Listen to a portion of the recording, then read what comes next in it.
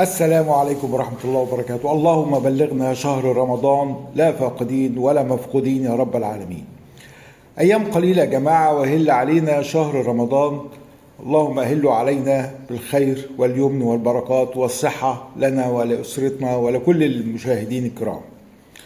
الصيام دايما زي ما معوداكم قناة طبيب الأسرة تكون سباقة. الصيام ممكن يكون نعمة وممكن يكون خطر على بعض المرضى اللي مش فاهمين طبيعة مرضهم.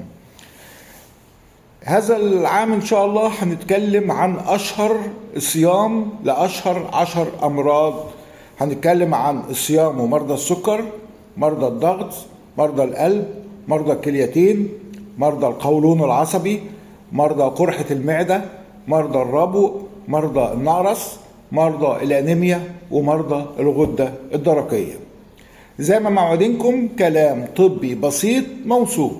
اشترك معانا عشان رمضانك يكون صحة مع طبيب الأسرة.